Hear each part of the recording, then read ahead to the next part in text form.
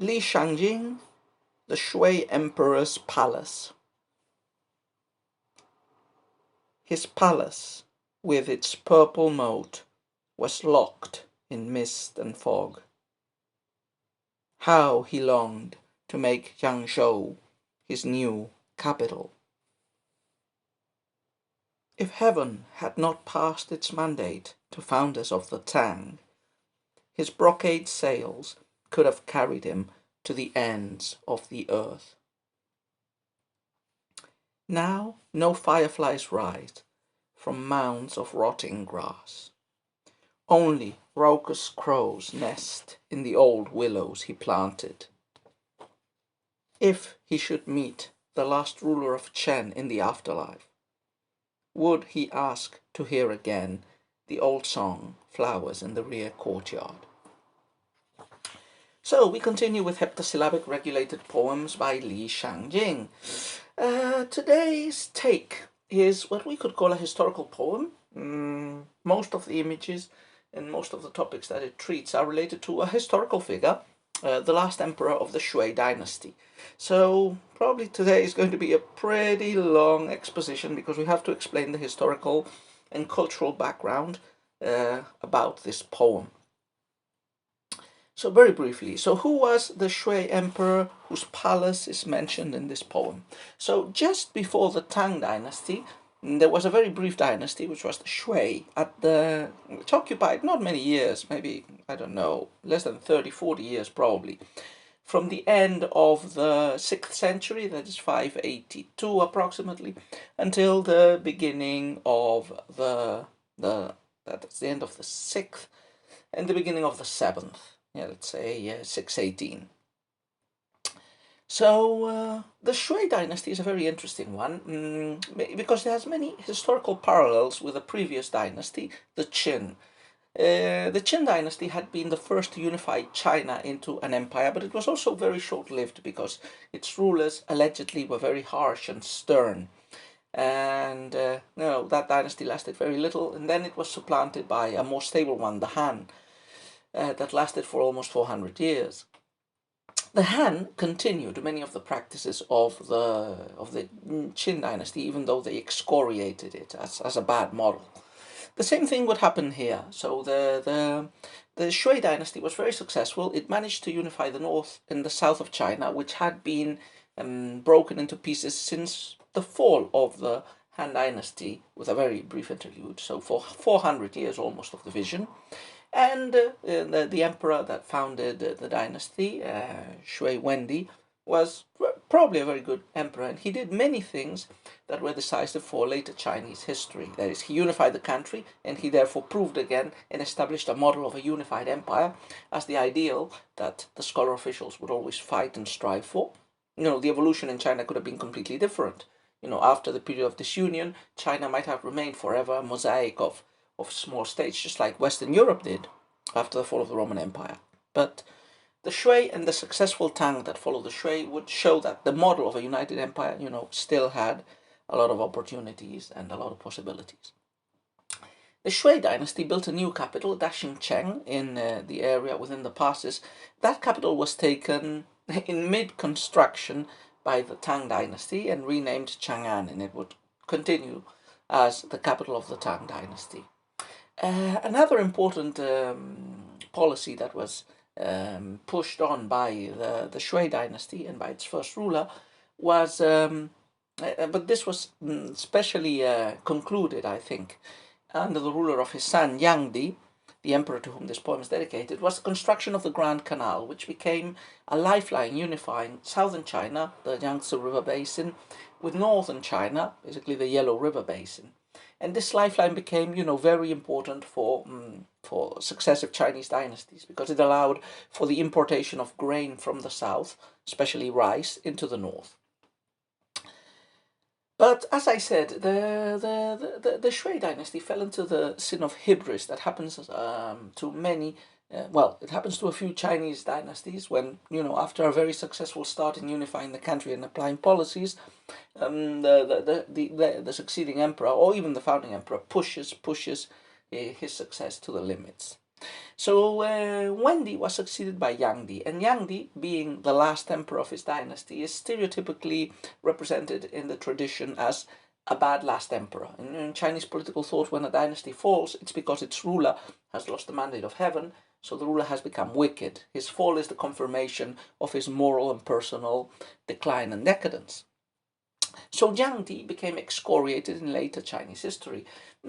He's a bit like Nero in the Western tradition. That type of the stereotype, I mean, of Jiang Di is of that type of debauched, corrupt, morally bankrupt emperor. And it's this image, this stereotype, which is being emphasized by Li Shangyin in his poems, and in this poem in particular. As a bad ruler, he was basically presented in Tang history as I said, very given to material and physical pleasures, and a wastrel who spent massive resources in his own pleasure. From that point of view, the construction of the Grand Canal under his administration was seen negatively, or was read negatively, a bit hypocritically, I would say, by the later Tang historians, as a massive waste of human resources and lives in the construction. But more evident symbols of his decadence were his enjoyment of the culture of the South and his attempt, which is chronicled in this poem, of moving the capital from Daxingcheng in the north to Jiangzhou. Jiangzhou was one of the cities on the Grand Canal, and it was a hub of commerce. Emperor Yangdi was seduced by the southern culture which he had destroyed. I mean, he had been the supreme commander of his father's forces that had conquered the last of the southern states, Chen. But just like in the Western tradition, we say that the Romans conquered Greece, and then Greece's culture conquered the Romans. The same thing happened in China. The aristocratic, refined culture of southern China seduced the more barbaric and the more unpolished northerners, which had a lot of barbarian blood.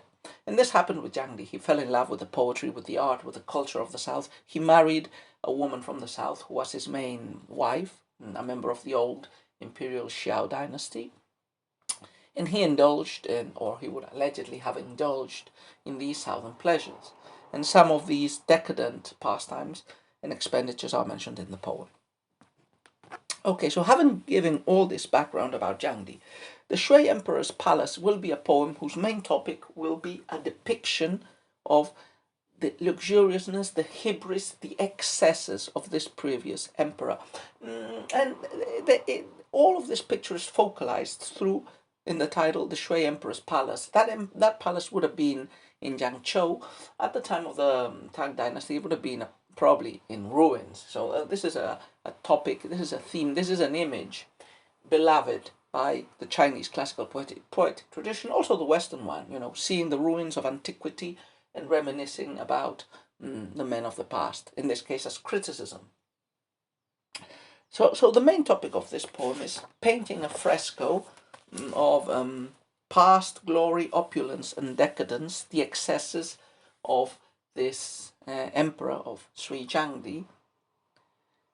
And you could say that is also a political topic, because, remember, Chinese poets, when they write about history, they're always obliquely, or not always, but a lot of the time, they're also obliquely criticizing the present, because the past exemplars, for good or bad, are meant to be read a lot of the time as indirect criticism of current rulers. So it's very easy to imagine that the criticism of the Sui Emperor by Li Shangyin would have perfectly been an oblique criticism of the emperors under which he ruled. And the late Tang emperors were notorious, some of them, for their lavish expenditure and frivolity.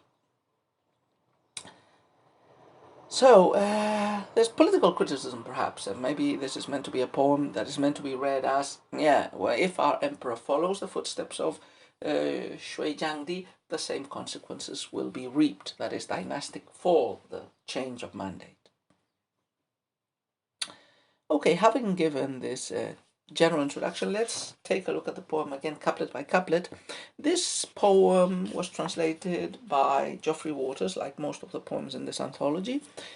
I will read another, after I finish this, I will read another translation by Stephen Owen. And the interpretation of the poem that I am making here is mostly, almost exclusively, based on Owen's interpretation as he expounds it in his volume The Late Tang. Stephen Owen is the greatest English language sinologist and expert on the Tang Dynasty poetry alive, I believe. So should be taken into account. So let's go on with the poem. The Shui Emperor's Palace. First couplet. His palace, with its purple moat, was locked in mist and fog. How he longed to make Yangzhou his new capital. So the first image and the first couplet shows us two contrasting images. On the one hand, the capital, which would have been, as we said, Daxing Shang, the capital built, or it was still under construction at the time of Jiangdi, in the land within the passes, and Jiangdi's predilection, his desire for moving to the south, for making his own personal capital. He called it the river capital, Jiangdu, in this territory of the south. He couldn't reuse the old capital of the southern dynasties, Jiangkan, which had been destroyed by his troops after the conquest of the south. But again, he decided to take his capital to the south. So we have these contrasting images. On the one hand, there's the palace with its purple moat, locked in mist and fog. The palace is locked, it's empty. That's the palace in the capital. And he longs, the movement of the emperor is in the opposite direction, it's southwards, towards Jiangzhou, to make his new capital. So this is one way of interpreting the poem, with these of the couplets, with these contrasting images of the abandoned palace locked in mist and fog at the capital, and the new palace that is presumably going to be built in Jiangzhou. This is Owen's interpretation. I think Geoffrey Waters seems to be pointing in a different way. In these couplets, probably he's pointing at the Shui Emperor's palace in Jiangzhou. So we would have the palace, the ruins, perhaps the palace ruins that Li Shangyin is contemplated, locked in mist and fog. It's the imperial palace because it's with its purple moat. Purple was the imperial color, and the reference here to a purple moat is more literally lavender abyss. It was a feature of the imperial palace since at least previous dynasties. So, first image, there's this, let's go with Owen's interpretation, there's this abandoned palace locked in mist in the ex-imperial capital, and the emperor is moving towards Jiangzhou, which he rather capriciously has decided to make his new capital, and therefore making a statement of choosing the south, the decadent south, as opposed to the north. Most of the Tang poets, including Li Shangyin, were from the north. And this dichotomy, these different views of China divided into a northern and southern cultural area, had consolidated during the period of disunion, along with prejudices. So part of this prejudice, which was retained in the Tang, was that the south was a place of decadence, pleasure, frivolity, whereas the north was a place of, martial virtues, of direct speaking, of honesty. And this contrast was made between the seductive south and the morally virtuous and austere north. Just incidentally, that's just the same contrast the Romans used to make by contrasting the decadent but seductive Hellenistic world and its culture in the east with their own austere martial virtues and simple lifestyle and mentality. Okay, second couplet. If heaven had not passed its mandate to founders of the Tang, his brocade sails could have carried him to the ends of the earth. So we continue talking about the past. In fact, the first two couplets of Li Shangjing's poem are focused on the past. The last two couplets move us more into the present, into the ruins of the palace and into imaginings of Li Shangjing. So the second couplet tells us that, the Shui dynasty lost the mandate. Li Shangjing is living under the Tang. Just if this hadn't happened, uh, Emperor Zhangdi would have continued with his luxurious and absurd wastes and profligacy. So Li, the Shui Emperor Jiangdi was famous not only for having wanted to move the capital to the south, to Jiangdu, but he also spent a lot of time sailing the rivers with, in a luxurious cortege of massive boats that were very expensive. And the legends and the tradition says that he used very expensive cloth, that is brocade, for the sails of his boats, which was, an absurd expenditure. Brocade was extremely expensive and produced in relatively small quantities in Chengdu and the west of the country. So, if you could paraphrase this poem, or rather this couplet, you would say that it's basically saying, if the emperor hadn't lost his mandate, he would have continued to spend massive amounts in ridiculous, luxurial expenditure, like continuing to use brocade sails for his boats and going on boating trips, and by inference, ruining the country and submitting his people to hardship. So he's a bad ruler, definitely a bad ruler.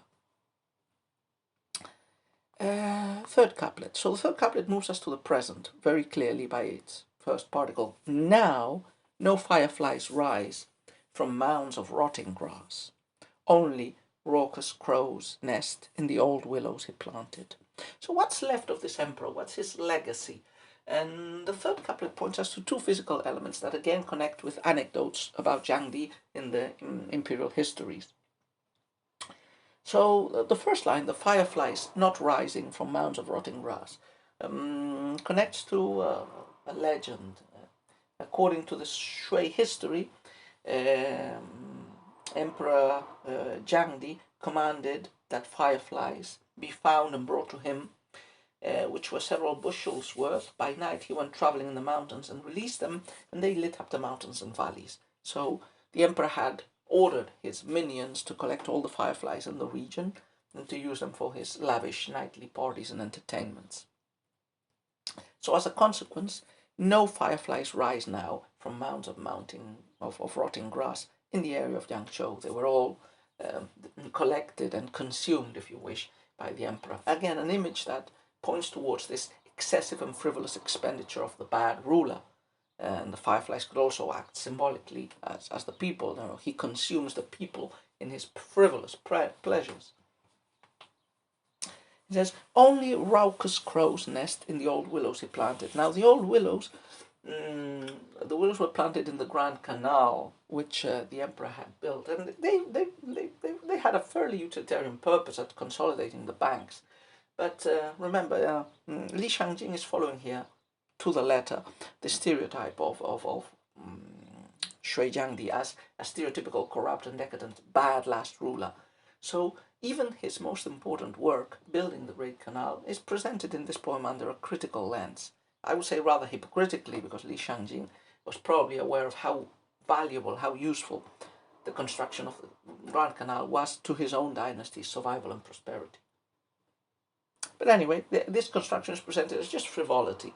Like the Yangdi wanted to go down his float of brocaded ships through a wonderful landscape of riverbanks with willows. And that's the alleged reason, or the implicit reason, why he would have built the Grand Canal at massive human cost in lives and work. Finally, the last couplet. If he should meet the last ruler of Chen in the afterlife, would he ask to hear again the old song, Flowers in the Rear Courtyard?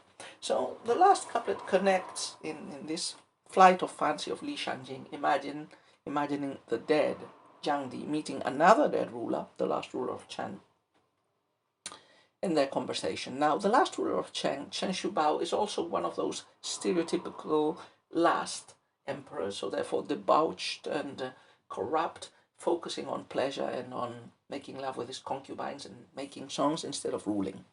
Actually, the Chen had been the last southern dynasty that had been conquered by the Shui, and on behalf of his father and commanding his military armies, Jiang Di had actually defeated the troops of the last ruler of Chen, Chen Shubao, made him a prisoner. He found him in a well in which he had hidden after the fall of his capital.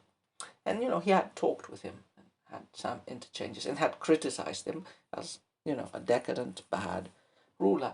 And Chen Shubao became infamous in later history, apart from his pleasures and alliances, for having composed a poem, Flowers in the Rear Courtyard, which was a poem he wrote about one of his concubines and the pleasures of dancing and sex and poetry with his wife. And in the dichotomy, in the cultural mentality that we've talked previously of the austere, virtuous North versus the decadent South, part of the allure of the South was literary, because the South during the period of disunion had produced much better literature than the North, but it had produced a type of literature that was very similar to what we would call art for art's sake, a certain decadentist literature that had veered away from Confucian values and virtues towards, just singing about the pleasure and luxuriousness of the imperial court.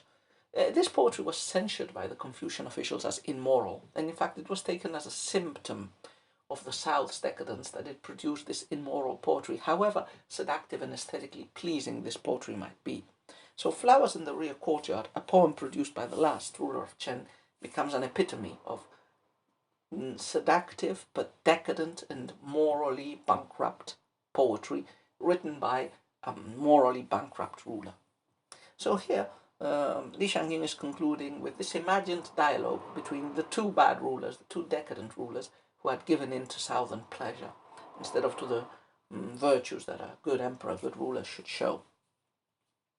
He says, if he meets the last ruler of Chen, will he ask again about this decadent song? Would that be the topic of conversation, talking about decadent music and their decadent pleasures? I think this is also based on a legend that in his last days, Jiang Di dreamt of meeting again Chen Shubao, who had died by then, and of talking about poetry with him, and of hearing one of Chen Shubao's beautiful concubines singing this poem, Flowers in the Rear Courtyard.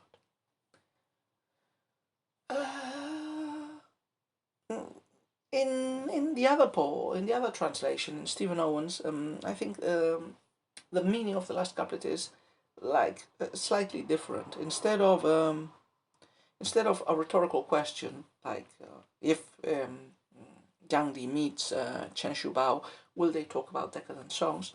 In the other interpretation, in Stephen Owens, the last couplet would be, if under the earth he happens to meet the last ruler of Chen, it would not be right again to ask for flowers in the rear court. So in Owens' interpretation, the last couplet acts as the last clinching piece of advice that probably officers made to Emperor Jiang Di, like, don't, he shouldn't ask about flowers in the rear court. He shouldn't have dwelled in subject matters that were decadent and frivolous. He should have been a good ruler devoted to ruling and not devoted to songs and to pleasure. So as I said, all the poem could be seen as a stern indictment of a bad ruler, of a decadent ruler who indulged in pleasures and in ease. So to conclude, let's, as I said, read Owens' version of this poem. Li Shangyin, the Sui Palace. Lavender Spring's palace halls, shut in mists and rose clouds. He wished to take City of Weeds to be an emperor's home. Had the jade seal not by consequence gone to the sun knobs, I am sure those brocade sails would have reached the horizon. Even today the rotting plants are bare of fireflies, yet forever the weeping willows will have their twilight crows. If under the earth he happens to meet the last ruler of Chen, it would not be right again to ask for flowers in the rear court.